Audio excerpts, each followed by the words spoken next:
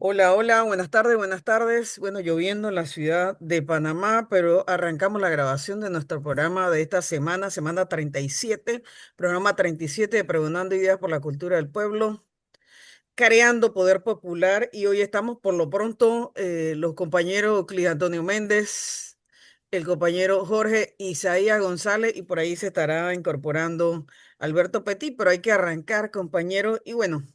Hoy tenemos una semana con temas internacionales, como cada semana, que generan, digamos, además de el análisis necesario, político, bueno, también la identificación de ciertas suspicacias, ¿no? Con relación a lo que está sucediendo por allá por Nepal y otras regiones del Asia. Y la verdad, Toño, que yo creo que vamos a arrancar con Jorge, que le encanta este tema internacional, geopolítico, y lo vamos allí desmenuzando, ¿no? Jorge, bienvenido porque están sucediendo situaciones que dicen que están marcadas por una inconformidad de los pueblos por allá por el Asia y concretamente vamos a hablar de Nepal, que tiene que ver con, bueno, una confrontación del pueblo con el modelo dictatorial que señalan los medios de comunicación y que de alguna manera plantean, bueno, lo que venimos diciendo por estos otros lares del planeta, estos gobiernos autoritarios, ¿verdad? Los nuestros sí, y que debíamos plantearnos, bueno, escenarios no de confrontación, pero sí de disputa, ¿no? De disputa de esa hegemonía que se están planteando algunos sectores políticos de retrotraer en la historia, caso de Panamá, Guatemala, y Perú, Ecuador, ¿vale? Y otros países de la región, situaciones que ya estaban superadas. Entonces, ¿cuál es tu visión, tu mirada de lo que está sucediendo por allá, Jorge? Bienvenido. Bueno, mira, antes que todo, saludos, buenas tardes. Esta Buenas lluvia tardes, fuerte saludos. sobre la ciudad.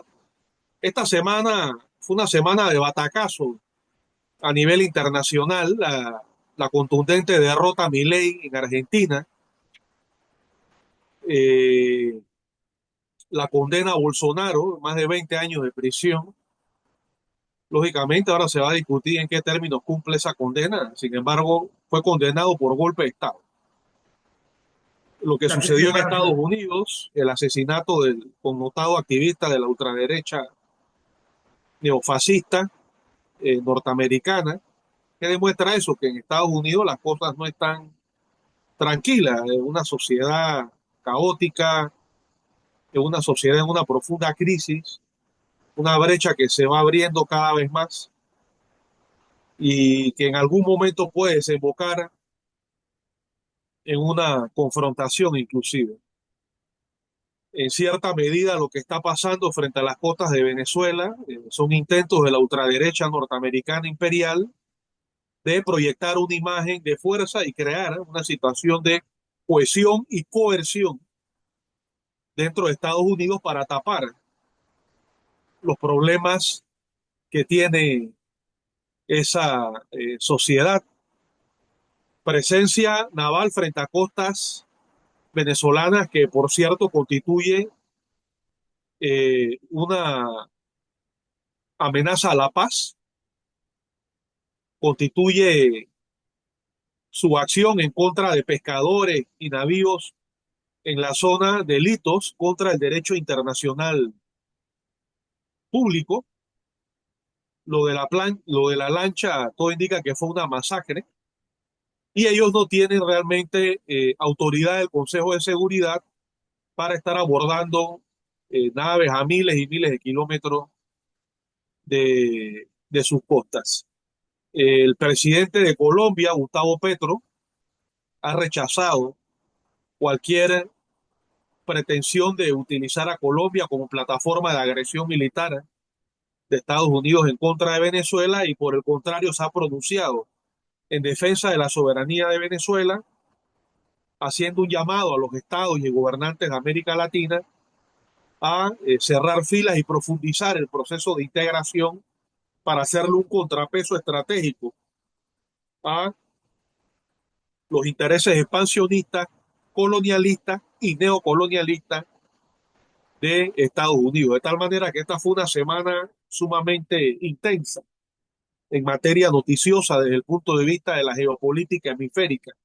A nivel mundial, sin duda alguna, una noticia de gran impacto noticioso y en las redes sociales fueron los acontecimientos en Nepal que se nos presentan así de manera muy general como un estallido popular en donde la juventud universitaria y la sociedad civil jugó un papel fundamental en el derrocamiento a un gobierno acusado por múltiples casos de corrupción. Aquí también de manera transversal hay que introducir variables de cara al análisis. Las élites dominantes en Nepal son esencialmente de origen extranjero, eh, de origen hindú y otra porción es de origen chino. Es decir, la base de la población obrera asalariada nepalí no está dentro de el pequeño grupo étnico de la élite de ese país que está conformada fundamentalmente por extranjeros. Eso también viene a introducir un factor de descontento acumulado en la población y bueno, no faltan también aquellas teorías en redes sociales que involucran a ONGs y fundaciones provenientes de Occidente con el objetivo de desestabilizar al país. Es probable que varias de estas hipótesis efectivamente y explicaciones concurran en la realidad. No creo que sea un solo factor, sin embargo, creo que, vaya, en esencia, la explicación más contundente es que es un pueblo que salió a las calles a manifestar su repudio a un gobierno que considera corrupto, cuyos lujos y formas de vida se alejó de la realidad de la población de manera diametral, las condiciones de vida del pueblo nepalí y las condiciones de vida de la élite oligárquica de aquel país que tiene una posición subordinada hacia subpotencias o potencias emergentes de Asia. Entonces, definitivamente todo esto configura un escenario a nivel internacional que para nada es de calma, no es de parsimonia, no es estático, es bastante conflictivo, es bastante agitado y ese es el marco referencial también para analizar las cosas que suceden en nuestro país. Ahora mismo el gobierno y un sector pues de la élite económica y política del país considerará que tienen al pueblo adormecido y tranquilo a punta de terror, represión y algo de circo. Sin embargo, lo que vemos en el mundo indica que hoy lo que se presenta como algo muy seguro, como algo que está bajo control, nadie era capaz de prever con suma seguridad ni la derrota estrepitosa que sufrió Milei por más de 1 millón de votos. Nadie era capaz de prever hace unos años cuando Lula estaba preso que Bolsonaro era el que iba a estar actualmente preso producto de un golpe de Estado fracasado. Nadie era capaz de prever que estas situaciones potencialmente magnicidas en Estados Unidos se pueden presentar y bueno, vemos estos incidentes en, en Nepal, ¿no? Así que esa es la situación.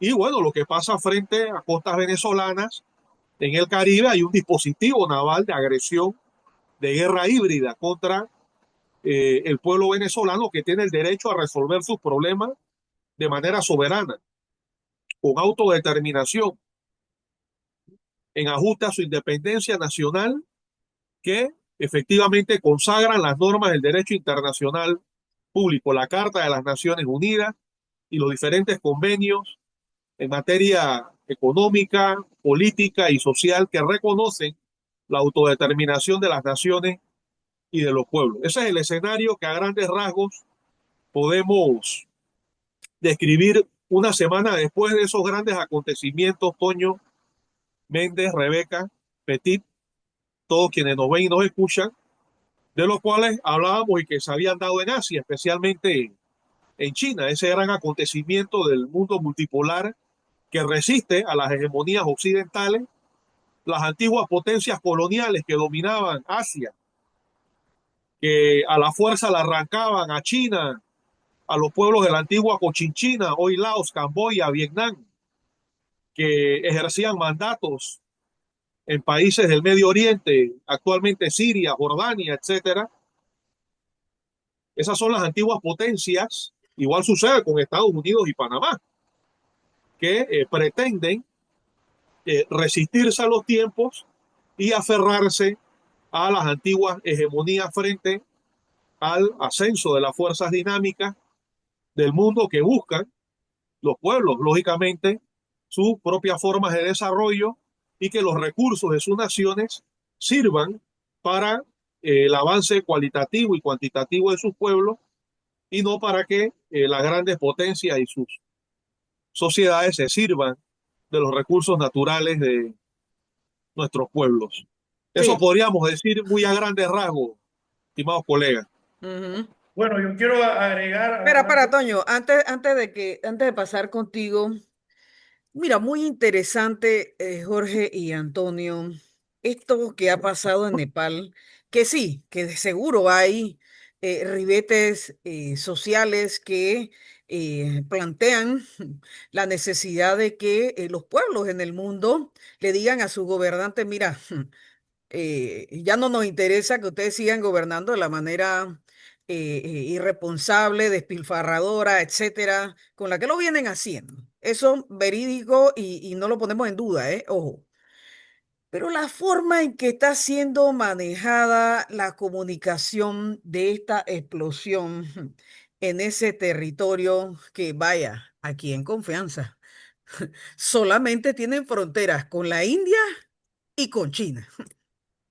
Y hace una semana atrás, antes de este estallido, vaya, lo que el mundo entero se sorprendía era de ese encuentro eh, en esa ciudad china donde se evidenció, no había que dar de grandes interpretaciones, un acercamiento muy claro entre dos superpotencias como China e India en ese encuentro.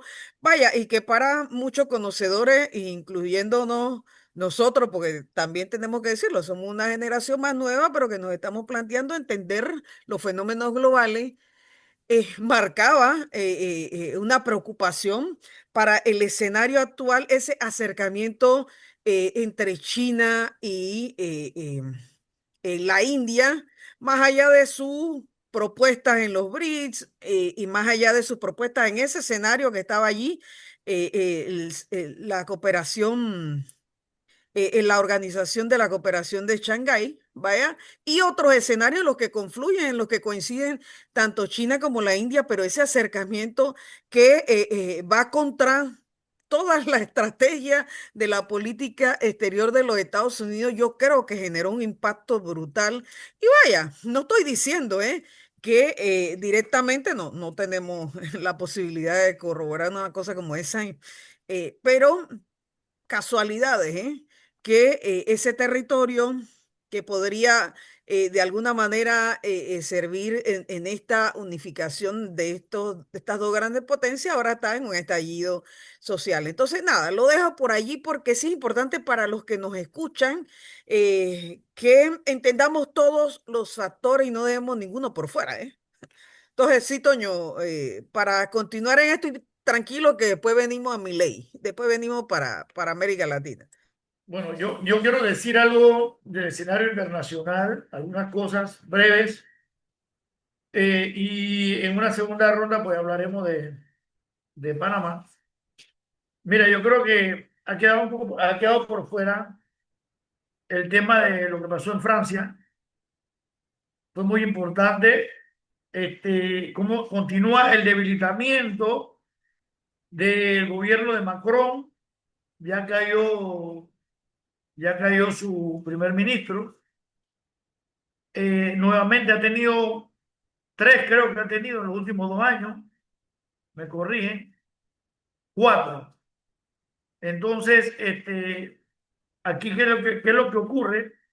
Que ese debilitamiento tiene en gran parte mucho que ver con los recursos que en el medio de su situación Francia debe disponer para construir esa gran arca militar que están haciendo los países europeos para enfrentar el tema de su supuesta seguridad nacional frente a Rusia, y que el pueblo francés ve muy mal, dada la actual debilidad económica de ese país y todo el caso de la deuda externa, el caso del recorte de políticas sociales, etcétera.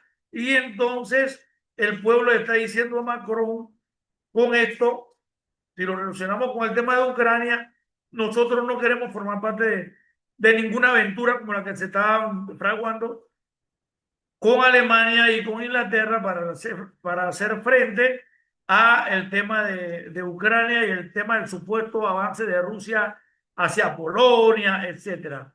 Es decir, esto que Trump le ha impuesto a Europa de que asuma una parte más importante de su defensa o de la conflictividad, pues se ha convertido en una presión financiera tremenda sobre estos países, y hoy día prácticamente podemos decir que el único país que tiene un, un saldo positivo de las grandes naciones europeas es España, guardada la, la cautela que hay que tener cuando uno dice estas cosas.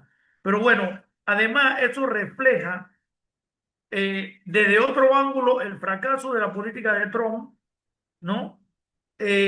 Porque nótese también que no ha pasado demasiado de aquel encuentro con Putin. Nótese que después de que Trump llevó a los europeos a mirar los escenarios, pues los europeos han tomado distancia de la política de Trump, porque ellos en realidad no están por la paz, sino por prepararse para la guerra, o para tratar que de la actual guerra de Ucrania les toque algo, ¿no? Porque en su política de convidado de piedra, dentro del escenario bélico, pues de veras que la fórmula de Trump los excluye y los deja apartados. Entonces, aquí hay dos fenómenos. Una Francia que quiere acompañar a Europa, ¿no? En la defensa de su flanco oriental, desde la perspectiva de ellos, por supuesto. En realidad todos sabemos que lo que quiere hacer es acompañar a Europa a por algo del botín de Ucrania, ¿no? Eso no hay que negarlo, no hay que ser ingenuo, ¿no? Y también se resiste frente al por lo menos frente a Rusia, ya que ha caído frente al mundo, se resiste a ir disminuyendo peldaño y terminar siendo la frontera de Rusia, en vez de Rusia ser la frontera oriental de Europa. O sea, la frontera occidental de Rusia, que ya es potencia reconocida. Entonces, ahí hay un punto, ¿no? Entonces, quería resaltar esto de que no le perdamos la reflexión ni la pista. Ah, bueno, ¿y qué quedó de aquel gran encuentro entre Putin y Trump? Bueno, que se dieron la mano. Putin aceptó su reconocimiento al podio de las superpotencias mundiales de nuevo, y después se fue a tomar unos tragos con Xi Jinping para celebrar la Segunda Guerra Mundial, o sea, el fin de la Segunda Guerra Mundial. Y allá fue donde tuvo Putin, aun cuando no ha acabado la guerra, su gran celebración. Y mientras tanto está Trump acá enfrentando las noticias que tenemos permanentemente de sus fracasos, ya no más internacionales, sino también locales, porque vaya que hay una película tremenda interna hacia adentro de los Estados Unidos, ¿no? Y cuando tú haces una comparación de lo interno y lo externo, te estás dando cuenta, vaya que en muchas maneras podemos eh, compararla con Roma. Roma haciendo conquistas amagando, Roma acercándose donde los partos y mientras tanto se le estaba cayendo la parte de atrás de la casa, ¿no? Entonces creo que ese escenario lo tenemos, pero lamentablemente nosotros somos de los grandes perjudicados de este hecho histórico, porque resulta que en ese acercarse Trump a su región inmediata, o sea, a las Antillas, Panamá ha sido uno de los que peor la ha llevado, porque vaya, en el caso de Venezuela, le tienen un despliegue naval enfrente, pero a nosotros nos ocuparon y continúan haciendo, y Centroamérica, los norteamericanos se están moviendo por todo Centroamérica con una triple política, ¿no? Presión militar, presencia militar, presiones diplomáticas y sanciones económicas. Eso es lo que está viviendo Centroamérica y las Antillas con los Estados Unidos, por eso que muchos de ellos han dado muestras de hacerle concesiones a los Estados Unidos. Es decir, en parte de su flanco inmediato, los Estados Unidos está logrando algo, eh, eh, un despliegue de fuerza, ¿no? No creo que la presencia de la Marina de los Estados Unidos frente a las costas de Venezuela le va a permitir que después él continúe con una política hacia Sudamérica, porque Sudamérica lo que está haciendo, y ya vemos lo que mencionamos del movimiento de Colombia, etcétera, es poniéndose también, eh, tomando precauciones de este tipo de movimientos de los Estados Unidos en su frontera norte, ¿no? Entonces, es ahí el escenario internacional de esta semana. Claro. No, y a eso hay que añadir, Méndez, muy bien lo que ha señalado, las contradicciones con Brasil. Marco Rubio, secretario de Estado, canciller de Estados Unidos, ha señalado que primero condenó a los magistrados y los amenazó con sanciones y ha dicho que lo de Lula va a ser vengado por parte, lo de Bolsonaro va a ser vengado contra Lula por parte de la administración norteamericana, es decir, aumentando el frente de las contradicciones y en medio de eso reciben este fuerte golpe electoral en Argentina, más de 1 millón de votos, en la provincia de Buenos Aires, que es el 40% del padrón electoral, no significa necesariamente que en el mes de octubre se va a repetir lo mismo, pero ya expresa definitivamente una tendencia. Milei esperaba tal vez perder por entre 4 y 5 puntos, pero terminó perdiendo por casi 15 puntos. Así que es una derrota bastante fuerte que recibe no solamente con lo de Bolsonaro y la manifestación de Petro en contra de Estados Unidos, son fuertes golpes políticos que recibe la derecha a nivel continental. Hay que sumar también la posición de Claudia Sheinbaum, quien en todo momento ha sido firme defensora de la soberanía de Venezuela. Estos días se pronunció en favor del reconocimiento a Castillo como presidente legítimo de Perú, desconociendo a Dina Boluarte como presidenta. Recordemos que es producto de un golpe de Estado hace unos 2, 3 años atrás, y en todo momento ha reiterado en sus mañaneras Y de también su todos los días que, acercamiento con el presidente de Cuba esta semana. O sea, realmente ya está bueno, importante, ¿no? posicionando. Hay que recordar la, las declaraciones de López Obrador sobre la Revolución Cubana y Fidel y el papel inspirador que eso jugó en su vida. Ha habido históricamente un nexo muy importante entre México y los Cuba, procesos sí. revolucionarios en México y los procesos revolucionarios en Cuba. Nada más cabe mencionar que el, el repliegue de Fidel tras salir de la prisión y de los revolucionarios del movimiento 26 de julio a México les permite reagruparse y prepararse para luego regresar a Cuba en el Granma. Y uno de los que lo ayudó en México fue nada más y nada menos que el expresidente Lázaro Cárdenas, que es una de las principales figuras en la historia contemporánea de México. Estas posiciones de Marco Rubio son un intento luego de las oleadas de expulsiones masivas de latinos y la persecución contra latinos e inmigrantes en Estados Unidos, también buscan contentar a las comunidades de derecha de Florida, básicamente comunidades venezolanas, comunidades cubanas y nicaragüenses, demostrando que están practicando una política de garrote contra los procesos de izquierda y de carácter progresista en América Latina. Tampoco podemos olvidar que en el trasfondo está el petróleo venezolano.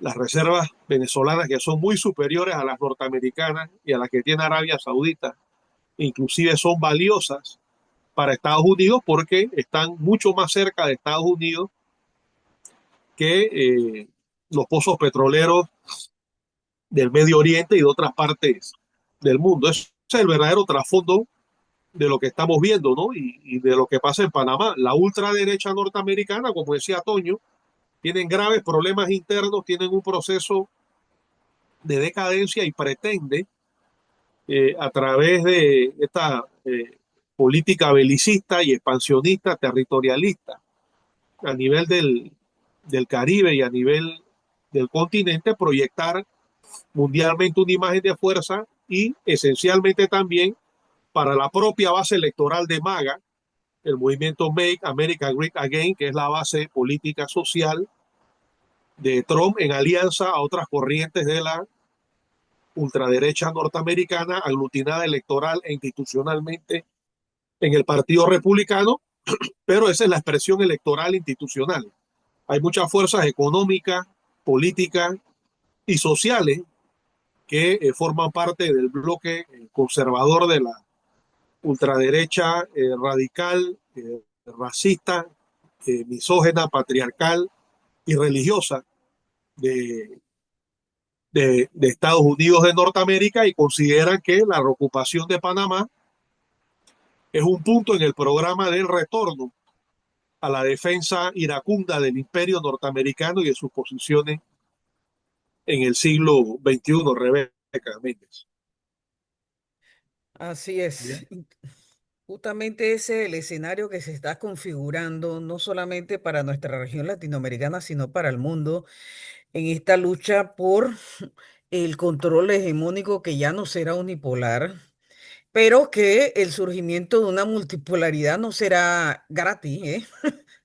Evidentemente tendrán que asumir costos todas y todos. Y en ese sentido, la verdad que la postura que está teniendo la presidenta de México eh, realmente es admirable y deja claro que México está realmente, bueno, su historia, así lo reafirma ella en esta presidencia, tendrá un punto, un peso específico en este momento histórico. Ella tiene que ser consecuente con esa historia de México, cosa que, claro, la irresponsabilidad de nuestros presidentes, por ejemplo, de nuestro país, no entiende de la historia, no entiende del acumulado que con sangre nosotros hemos consolidado la soberanía y la autodeterminación de Panamá y es lo que, por ejemplo, a lo que responden, por ejemplo, países como Colombia con Petro, que la gente dice, bueno, ¿y este quién es? Bueno, Petro tiene una historia, Petro no salió de un sombrero. Él viene justamente de esa construcción permanente de esa identidad colombiana y que él es responsable de garantizar en un momento como este, reafirmar ese compromiso de autodeterminación frente a la agresión del imperialismo en este siglo XXI, en este caso a Venezuela, pero a cualquier país hermano, Petro tendría que tener igual actitud frente a esa agresión. Claro, no es el caso de presidentes, por ejemplo, en la región centroamericana, que no tienen esa claridad, que no tienen esa memoria histórica y que realmente, bueno, tienen una actitud genuflexa frente al imperialismo. No es solamente el caso de Panamá, lo vemos con Guatemala, con esa actitud errante y irresponsable frente al tema de Palestina, permanentemente Guatemala. frente al tema de Cuba, pero también lo tienen ahora frente a la agresión que está experimentando, sufriendo los venezolanos. Entonces, sí, cada realidad latinoamericana es producto de su relación con el imperialismo, pero en el caso de Sudamérica, bueno, con Bolsonaro y lo que acabamos de ver de la justicia en Brasil, tendrá Lula que asumir también la postura que corresponde en estos tiempos frente a esa exigencia de los Estados Unidos de buscar sus aliados, sus históricos aliados que ha tenido en nuestro continente. Entonces, Alberto, mira, estábamos hablando, bueno, ya hablamos del caso de Asia y de Nepal concretamente. eh, también hablamos de la guerra ay, Alberto, te fuiste, de la guerra en Ucrania, que sigue siendo un factotum en toda esta geopolítica que se está jugando, pero a los Estados Unidos se le está complicando el asunto porque sus discursos ya no sabes si estás entre democracia y libertades, entre narcotráfico o el terrorismo, que por ejemplo en Naciones Unidas acaban de vetar una situación con Palestina en función de que, bueno, mientras Hamas y el terrorismo de Hamas tenga alguna injerencia en los territorios palestinos, entonces, bueno, nosotros no reconocemos a Palestina. Tonterías, ¿no? Que siempre se inventan, pero la verdad que al final de cuentas ya no saben entre qué discurso anda la política exterior de los Estados Unidos. Entonces, esta semana el caso de Milei, que lo habló Jorge, tuvo un revés importante. Ese porcentaje que tú planteaste, Jorge, es muy significativo y habla, bueno, de la identificación que tienen aquellos sectores, sobre todo los más jóvenes, las juventudes que sintieron la necesidad de hacer un cambio, un recambio de la política que venía teniendo Argentina con la propuesta del proyecto de izquierda que venía planteando el kirchnerismo y otros sectores. Bueno, hubo esa confusión, pero yo creo que ya tienen claro qué es Milei y lo que representa para Argentina. Entonces, eso Quedó nos ayuda. demostrado en las elecciones, quedó demostrado en el proceso que acaba de terminar cómo quedó Argentina luego de La este derecha. de Milei, claro, cómo no, quedó claro. Y mira, Alberto, más vale que entraste, porque aquí tenemos que ir incorporando otros elementos, otros factores para el análisis. Porque recordemos que la América Latina tiene algunos factores que inciden en la política y en el ejercicio de la política y sobre todo en cómo nos articulamos los movimientos sociales y los distintos sectores sociales en la vida política. Y en el caso de la América Central, ahora que hablaba en el programa de las 3 de la tarde con unos compañeros, un compañero de Costa Rica y una compañera de Mm. Guatemala de los 204 años que mañana están, no hay nada que celebrar ni nada que conmemorar, simplemente reflexionar a 204 años, ¿dónde están los pueblos originarios?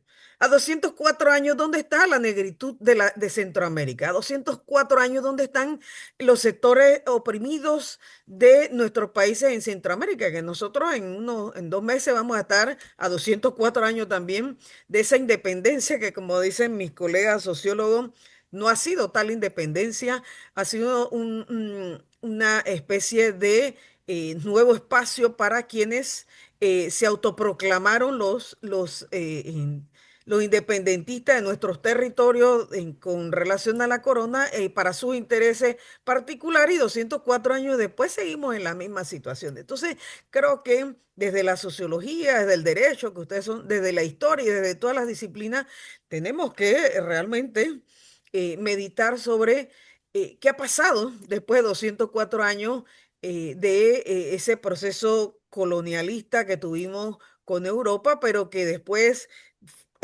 pasamos a ese colonialismo estadounidense y que ahora estamos de vuelta en un recolonialismo o neocolonialismo con el imperialismo y parece que no tenemos articulado la memoria histórica de cuál ha sido todo el desarrollo de las luchas de los movimientos sociales, campesinos, los movimientos incluso religiosos, Alberto, y todos los sectores de nuestra región centroamericana a 204 años. Entonces, nada, para que entremos en la discusión contigo, Alberto, ¿qué, Comenzamos desde, ¿cómo percibes tú la postura de los, no de los presidentes ni de los gobiernos de Centroamérica, de los pueblos frente a la agresión, por ejemplo, que está sufriendo en estos momentos Panamá?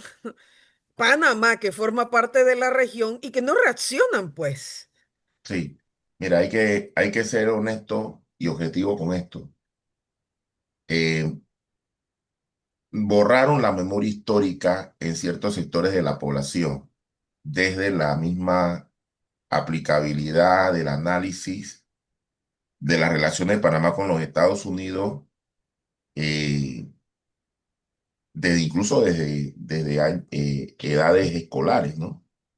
O sea, hoy día nosotros estamos viendo un golpe fuerte a nivel de nuestras comunidades, porque, por ejemplo, voy a nada más poner un solo ejemplo: el embajador de los Estados Unidos se pasea abiertamente por Azuero y nadie dice nada, simplemente ni le toman importancia.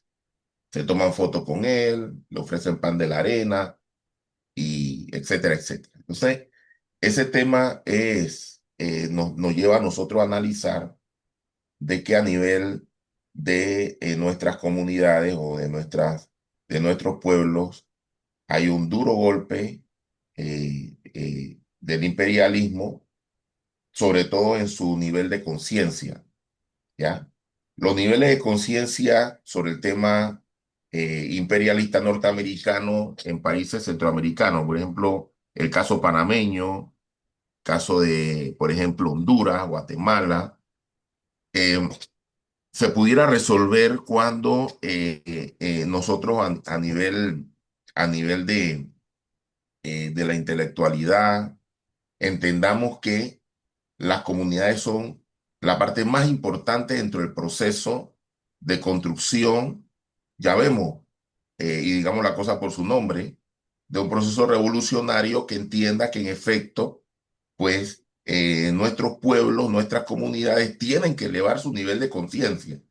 Y eso no es un asunto que solamente le corresponde al estamento escolar o al estamento educativo, sino yo creo que tú, Rebeca, has estado incluso creo que has tenido una formación en ese sentido, que conlleva el entendimiento de la educación popular, ¿no? O sea, ese tema de educar al pueblo, educar a la gente sobre sus realidades, sobre lo que le conviene, lo que no le conviene, cómo resolver sus problemas, cómo afrontar las realidades nacionales e internacionales, es algo que a nosotros nos hace falta en Panamá. Y estoy seguro que también a nivel de nuestros países centroamericanos.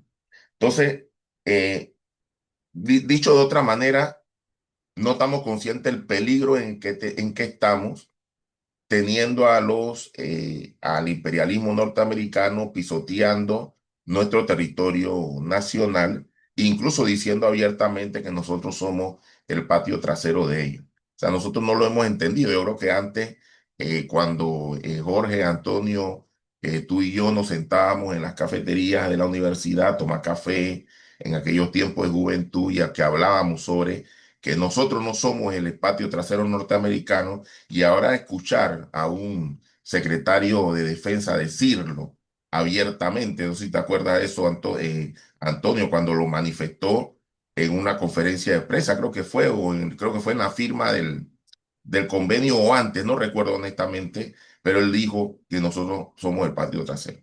Entonces, ese elemento, pues, es algo que nosotros tenemos que rescatar a nivel de nuestro pueblo y ser honestos que sí, quizás a lo mejor Antonio, Jorge, Rebeca, Alberto y quizás más de 4 patriotas en Panamá estamos conscientes de una realidad, no así nuestras comunidades. Yo te lo digo yo todos los días cuando me toca ir de pronto a un tribunal o estoy en alguna otra diligencia, puedo conversar con la gente en la calle y aprovecho esa oportunidad como para hacer un balance, ¿no? De cómo está la gente en función de las realidades, no solamente nacionales, sino internacionales. Hablamos del caso, por ejemplo, de Palestina, hablamos del caso de Venezuela, y la gente pues comenta, ¿no? Y los niveles de conciencia sí son importantes, pero en cuanto al tema norteamericano, la gente lo ve de otra manera, ¿no? Lo ve de otra forma, y eso es un poco preocupante. Por eso que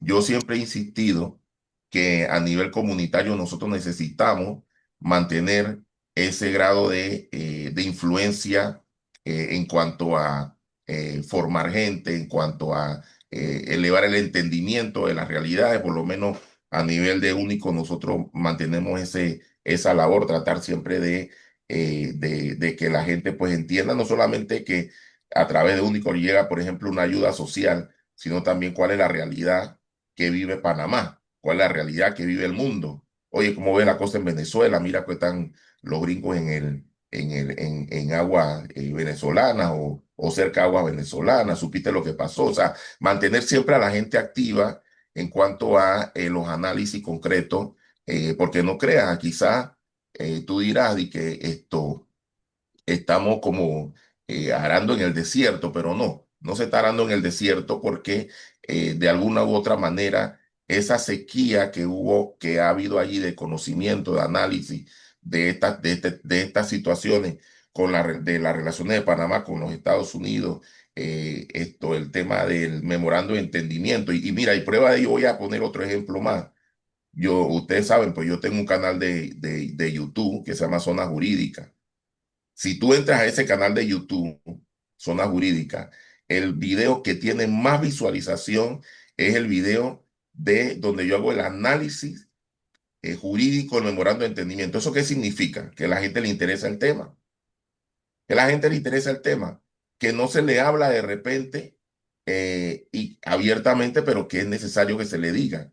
¿Ya? Yo estoy a punto ya de comenzar a hacer un poco más de videos sobre esos temas para que la gente pues tenga más conocimiento sobre el asunto, ¿no? Pero sí, a nivel de Centroamérica, siento que eso es lo que pasa, porque mira, la realidad de Panamá es la realidad de Costa Rica, es la realidad de Honduras, es la realidad de Guatemala, querramos o no, es la misma realidad, o sea, es la misma realidad, ¿ya? ¿Qué estará pasando en las comunidades, en los pueblos? Yo tengo relaciones con líderes comunitarios de estos países y me cuentan exactamente lo mismo y digo, oye, pareciera que tuviéramos en la misma situación, fuéramos el mismo país, bajo el mismo presidente, ¿ya? O sea, la misma realidad.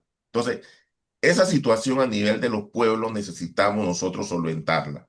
La labor que hace, por ejemplo, el liderazgo que lleva Antonio Méndez, que lleva Jorge González a través del Movimiento Patria, ese trabajo que ustedes hacen es importante a nivel de comunidades, a nivel de sociedades, y sé que va a tener De un fruto sectores, de importante en grupos, el así transcurso es. del tiempo. Así que bueno, eso es parte del análisis que quería pues comunicarnos. Y aparte también, yo creo que tú también tienes una organización comunitaria, ¿no? Muy bonita, Rebeca, que creo que Sí. llegando a los barrios, llegando a los niños, llegando a los jóvenes, creo que eso es importante, levantar el nivel de conciencia, análisis en relación al tema del tema del imperialismo. Es que no sé si llama el imperialismo ya, porque ahorita mismo yo creo que eso está pasando a otro nivel, el tema de El la influencia coleteo del ya en imperialismo función que de otras decía cosas. Toño. Mira, Sí. Mira, yo Alberto, creo, Rebeca, a Jorge, propósito, Alberto tocó un punto importante antes de seguir y es el ajá, tema del manejo de la comunicación. Realmente por allí tenemos también que ahondar gente con ese análisis porque, sí, sí, sí, sí, sí.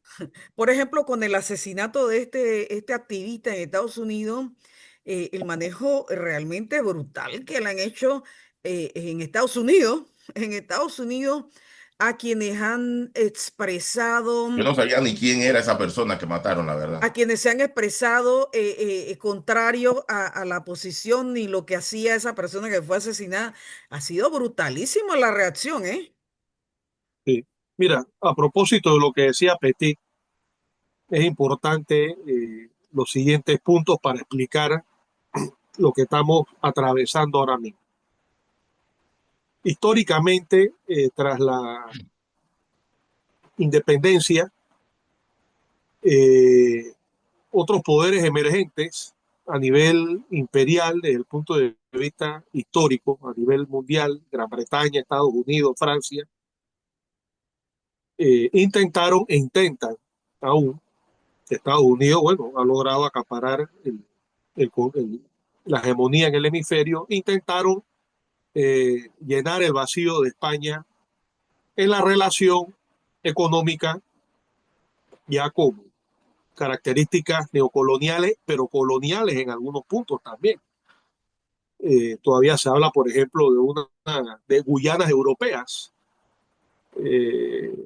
Curazao es una colonia europea, Groenlandia es una colonia danesa, Puerto Rico es una colonia, es un estado colonial, llámese Estado Libre Asociado, como lo quieran llamar, y aquí hasta hace poco había una colonia que la quieren reinstalar. O sea, el objetivo de Estados Unidos y más claramente de los sectores imperialistas partidarios de la expansión territorial y de la vieja gloria de Estados Unidos como un imperio romano contemporáneo es la retoma del canal de Panamá y el ejercicio directo del control de su administración y de su defensa. Eso no está acabado, eso es un proceso que ellos todavía no han logrado completar y el pueblo panameño tendremos que dar batalla en ese sentido. Entonces, estas élites articuladas a la dependencia, es decir, administran economías orientadas hacia las metrópolis externas, reemplazaron a las potencias europeas por Estados Unidos en contra del interés y de las necesidades espirituales, culturales y materiales de nuestros pueblos, de tal manera que esa contradicción ha sido centenaria.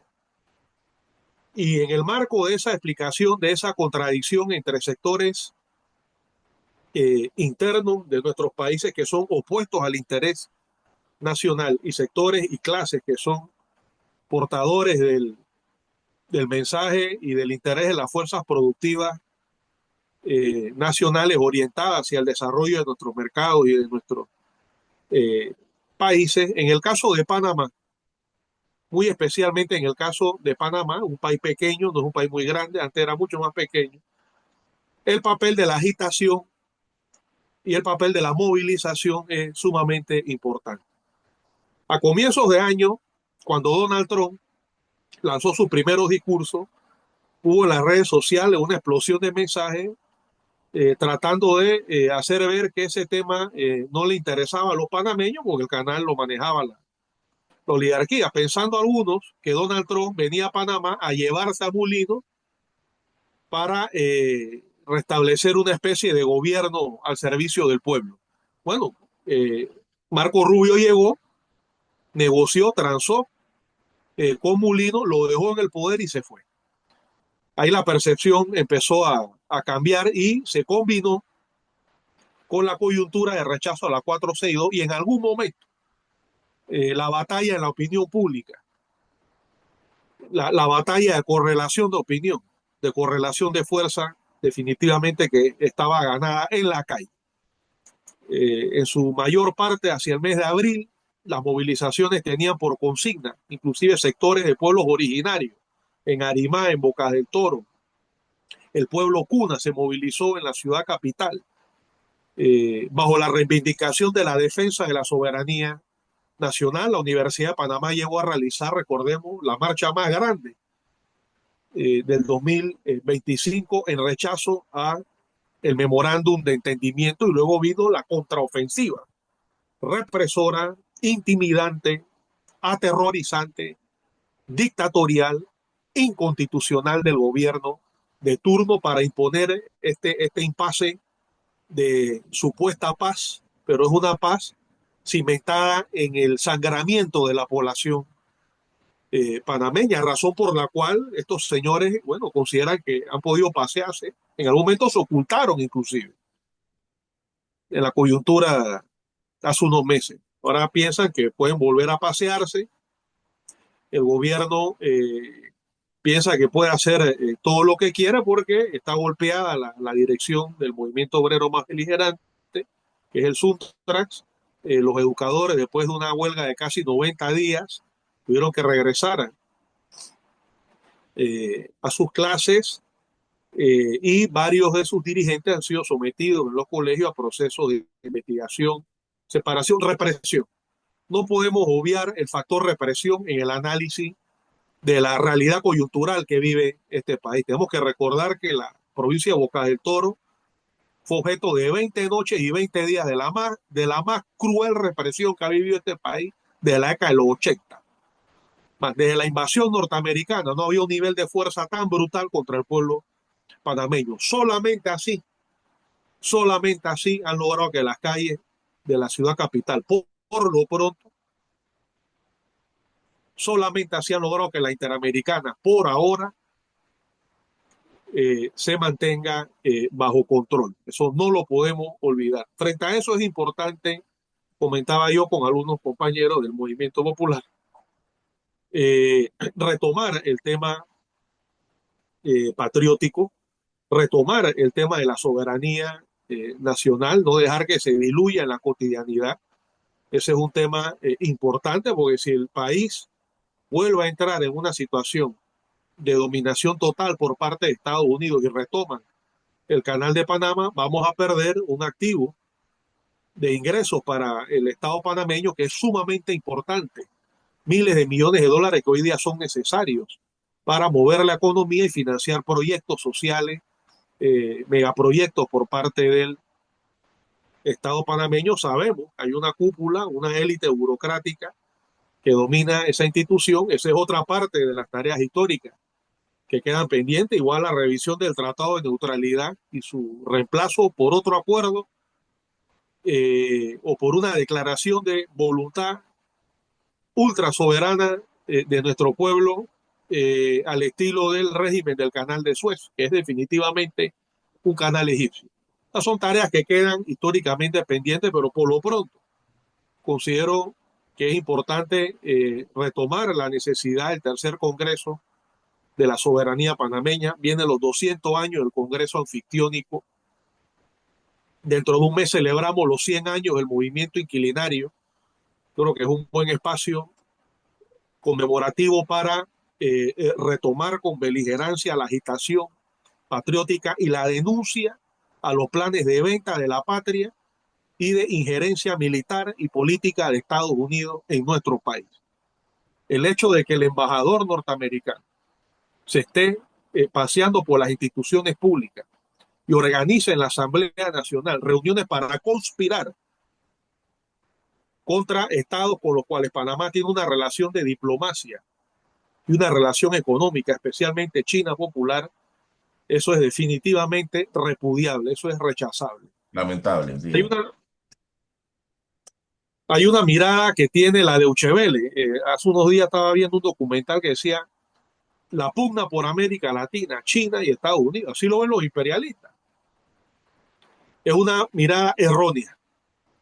Por eso es que se estrellan contra los pueblos y les sucede lo que les está sucediendo actualmente en otras partes del mundo. O sea, aquí nadie es pro chino, aquí lo que somos es pro panameño.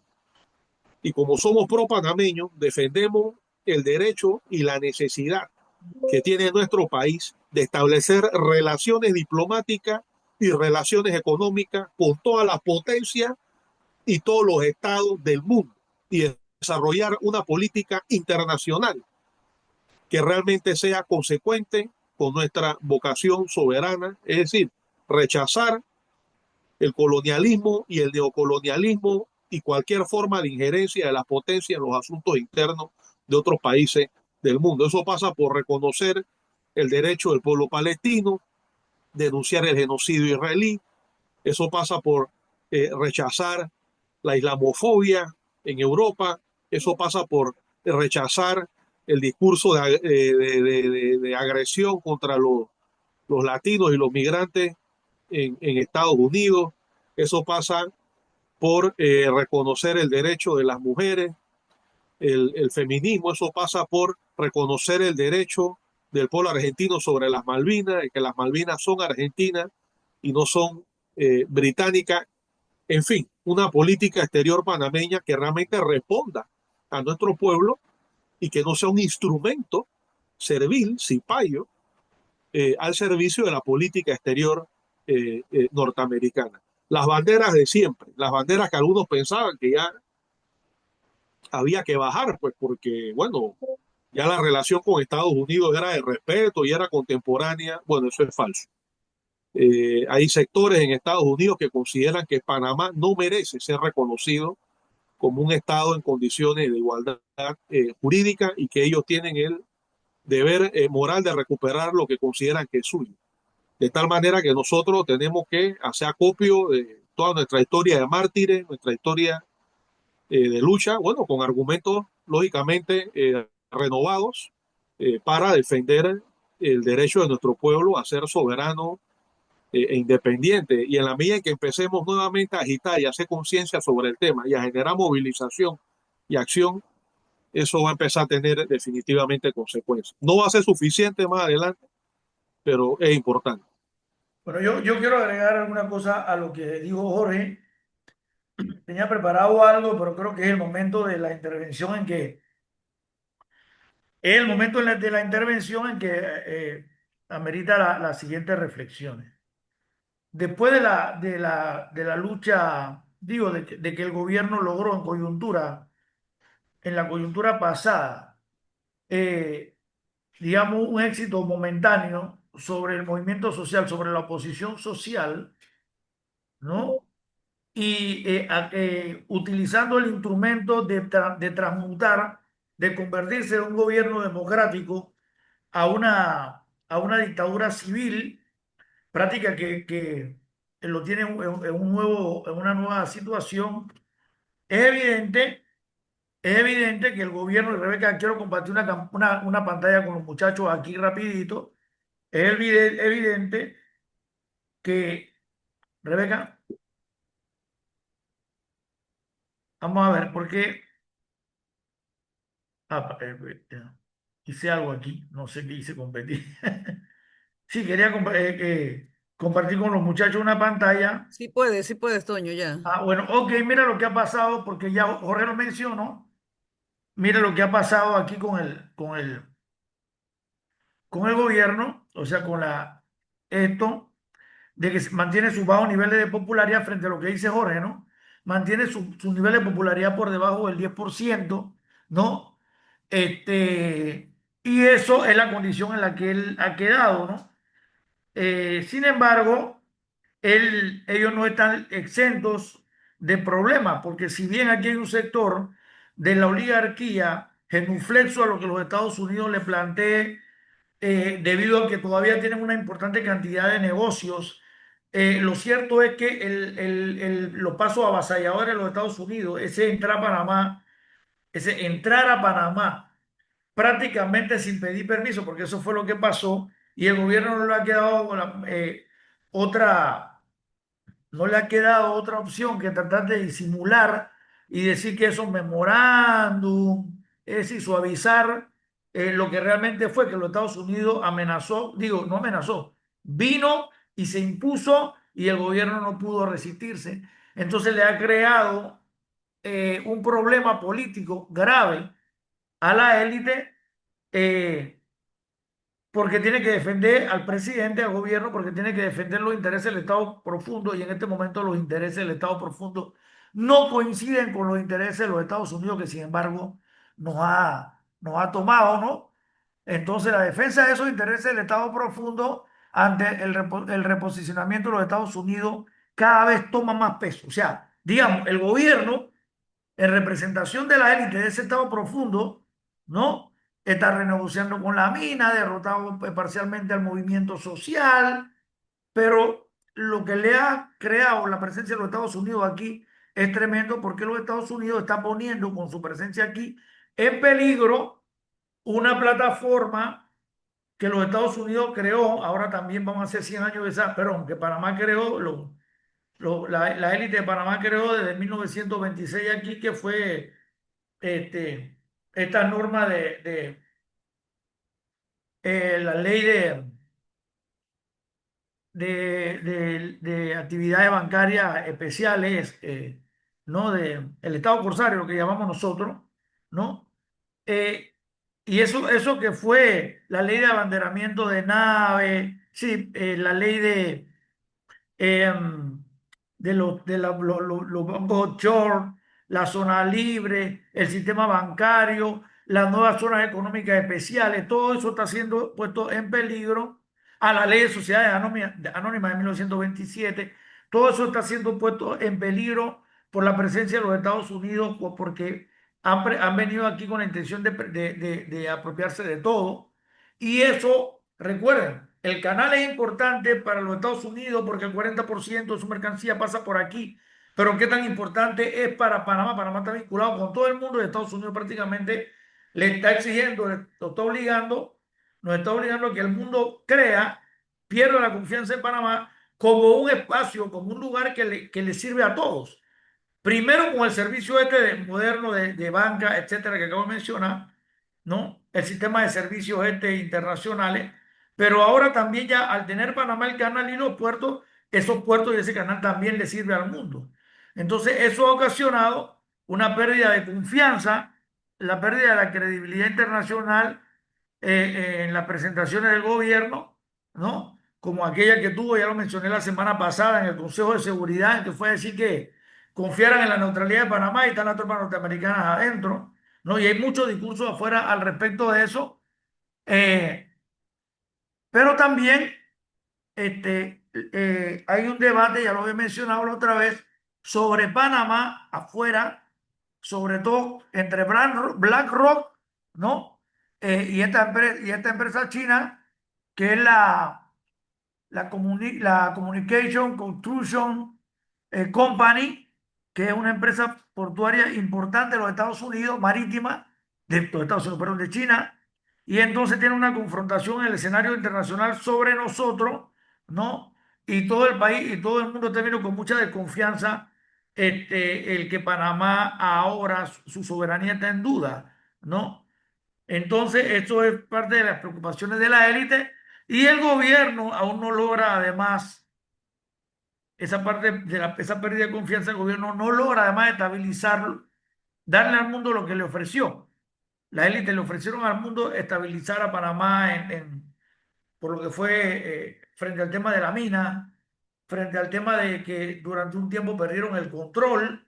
Entonces el gobierno ofreció que iba a venir la mina, que todo se iba a estabilizar, pero siento que el gobierno hacia adentro todavía no se estabiliza, porque usted lo ve por ahí pidiendo recursos para la macroobra, todavía no había llegado los recursos para la Pero no han macroobra. llegado ni llegarán, Antonio, porque Bueno, precisamente, pero justo eso por lo que tú tenemos que estás hablar, planteando.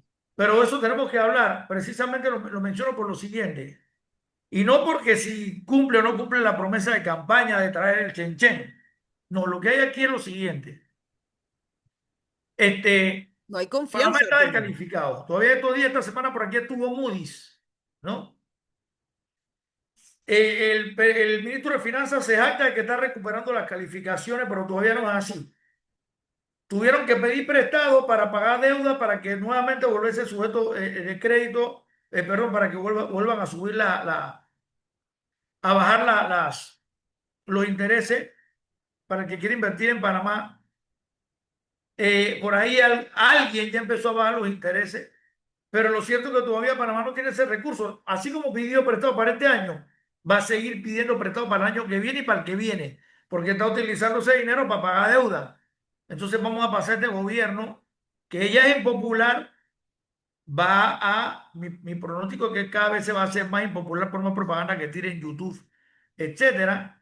Y entonces ocurre que el gobierno aún no logra la estabilidad económica y peor, necesita esa estabilidad para llevar a cabo sus macroobras, como el tren, el tema de la cuenca que ha estado pidiendo dinero en Brasil para el segundo para el apoyo hídrico que requiere la cuenca a través del tema del río Indio. Entonces, lo cierto es que el gobierno todavía no tiene en la mano el dinero para sus macroobras, por más que ha reducido, por más que ha reducido digamos, la participación del Estado, los costos del Estado buscando confiabilidad, lo cierto es que no la logra. Y no la logra por esos dos fenómenos. O sea, no lo logra primero por la presencia de los propios Estados Unidos aquí. Entonces, ¿a dónde quiero llegar? Sí, porque siempre estamos en un discurso que compartimos, pero que vemos que empieza tiene fisuras, ¿no? De que, bueno, aquí hay una élite que le está entregando el país a los Estados Unidos y está contenta por eso. Aquí hay una élite porque que parte de ella tiene negocio con Estados Unidos y no lo piensa dos veces antes de serle genuflexa, pero hay otra élite, hay otro sector de la élite, la que controla, está articulado a la plataforma de servicios internacionales, que le está ocasionando una enorme pérdida de confianza y que la gente vaya a buscar otras opciones que no son Panamá, por culpa de que Estados Unidos quiere retener el título de tenedor único de los negocios de Panamá. Y hace mucho tiempo, hace 25 años que ya Panamá tenía el canal y los puertos, y hacía mucho más tiempo que Panamá venía construyendo una plataforma que le servía al mundo, para mal o para bien, porque esa plataforma que también es como el lado oscuro de la economía, pero que ahora se ven en peligro por la presencia norteamericana. Entonces, digamos que el gobierno ha tenido cierto éxito en cuanto a confrontar sus enemigos internos, que somos nosotros, pero ellos son realmente los que son enemigos de la población. O sea, esa enemistad del gobierno significa, en realidad, es que en representación de la élite le quitan al resto del país lo que trabaja, ¿no? Entonces, pero se encuentra con esta nueva situación repentina producto de la confrontación geopolítica global de la que todos los días hablamos aquí. Y entonces, este país pierde confiabilidad, pierde credibilidad, lo cual le va a ser difícil para conseguir los recursos que requiere, ¿no? Eh, eh, eh, para, no, bueno, no voy a decir para solucionar los problemas del país, para solucionar los problemas de la continuidad de su acumulación. Entonces, Claro. aquí estamos en este momento. El Eh, presidente pidiendo plata. Dice que vamos a crecer 4,5%, pero todo lo que se crezca va a ser para pagar deuda como ha venido siendo. Y en cuanto sea para pagar deuda, mientras no tenga recursos para macroobra y ya vamos por un año y un par de meses de su gobierno, va a terminar este año y no va a tener esos recursos, va a volver a seguir pidiendo prestado. Entonces, ese es el círculo vicioso. Ahora, yo estoy seguro que si se trata del canal de Panamá, alguna obra, algunos préstamos sí le van a hacer, de repente lo que tiene que ver con Río Indio, pero a costa de Panamá convertir a esos países en socios, porque prácticamente eso es lo que estaba ofreciendo. Miren, este tema con los Estados Unidos es tan grave que el gobierno ha tenido que salir a que gente se adhiera al Tratado de Neutralidad. ¿Qué significa eso? ¿Qué significa eso? ¿Por qué está buscando nuevos adherentes al Tratado de Neutralidad? ¿Ah? Porque quiere ejercer, efectivamente, quiere hacer valer la neutralidad en el contexto del problema. Entonces, lo que quiero decir es que a veces tenemos que movernos un poquito, ¿no? Y aquí voy a decir lo último. Miren, esto va a ser una bomba aquí con ustedes que son de mis mejores amigos. Pero bueno, lo lanzo aquí a través de este espacio. Miren, el nacionalismo burgués tuvo que trabajar contra los estados, en el logro de cierto nivel de independencia, pero no tuvo éxito. En el proceso este convertía a Panamá en un emporio comercial, que venía de justo de Mariano Rosemena. Ese proyecto fracasó en el siglo XIX porque la compañía del ferrocarril primero, la compañía del canal francés después y el canal norteamericano impidieron que la élite explotara el área de tránsito, que además no tenía recursos para hacerlo.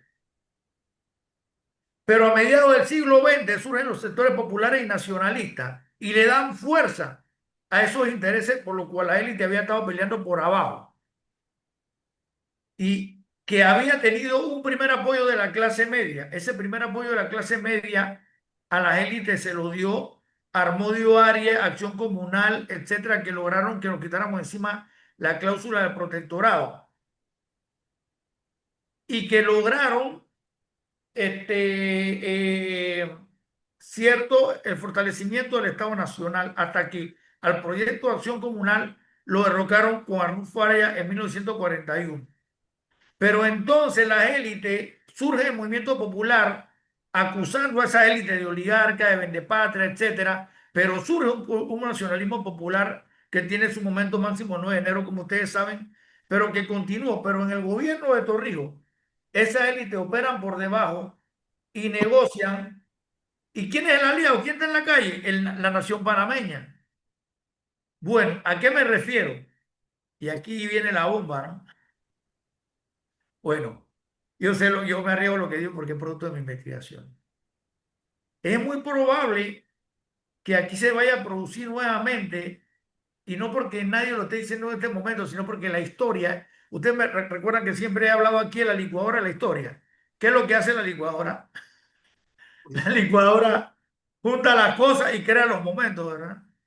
Bueno, pues yo creo que es muy probable que este sector nacionalista popular que acaba de ser golpeado por las élites va a encontrar un momento de negociación con esa misma élite para presionar por la salida de los Estados Unidos de aquí. Porque estos tipos son tan cobardes que no lo van a hacer de frente, pero sí lo están ya viendo por debajo. Ya eso pasó cuando el CMA, ¿verdad, Rebeca? Cuando el CMA estábamos nosotros en la calle y estaban ellos Los conspirando. cuatro que estamos aquí estábamos. Ah, Los todos los cuatro que que estamos estamos aquí aquí. estábamos en ese momento. Nosotros enfrentábamos a la élite por patria y todo, pero un sector de ellos también le estaban picando los pies porque los norteamericanos se fueran para aprovechar los 35.000 millones de dólares en activos que había allí en la área revertida. Bueno, yo creo que, bueno, antes nosotros tuvimos la ventaja sobre las élites porque teníamos la calle y después 9 de enero y todo, ¿no? Hoy, como por ahora estamos en el escenario derrotado, ellos tienen la ventaja, pero tienen la necesidad. Entonces, mira la Sí, cantidad de pero no pueden contradicciones. hacerlo solos, Toño. Exactamente. Estamos nuevamente en el binomio que decía la gente del Partido del Pueblo en el 1970, ¿no? Nación y oligarquía. ¿Cómo es que? Nación, imperialismo y movimiento popular, oligarquía, creo, ¿no? Entonces, esas cosas se mezclan. Entonces, bueno, miren, no voy a hacer aquí ninguna conclusión. Estoy empezando a hacer, bueno, tampoco empezando, porque todo lo hemos hablado aquí, hermano, una caracterización. Pero todo indica que en el medio de nuestra confrontación vamos a tener que llegar a un acuerdo. Esa es la parte en la que quiero dejar lapidariamente. Yo sé que eso para este Toño, sector pero nos que quedan unos representamos la minutos, lucha de compañeros, clase, porque tenemos que pero, cerrar el programa, nos estamos pasando unos minutos. No, pero a diferencia, para terminar, Rebeca, frente a lo que dice Toño, ciertamente hay sectores económicos poderosos del país que no son de carácter popular, que no son proletarios y que objetivamente están interesados en que Estados Unidos no retome el control del Canal de Panamá y que la imagen del país no sea la que se está proyectando a nivel internacional. Decíamos hace meses Correcto. que eso afecta la economía del país e inclusive descalifica el propio transitismo económico en la medida en que van a surgir otras opciones de paso internacional, acuático o multimodal en otras regiones del mundo, en la medida en que Estados Unidos y Trump puedan ir avanzando en su intención de usar el canal para el exclusivo beneficio de su competencia contra otras potencias y regiones del mundo por el control del comercio. Lo así que es. sí es cierto es que el papel fundamental, motor, que impulsa las grandes transformaciones históricas es el pueblo en la calle. O sea, las Así es. fuerzas populares, como lo hicieron en 1925, hace 100 años, como lo fue en el rechazo al convenio Philo-Hines en 1947.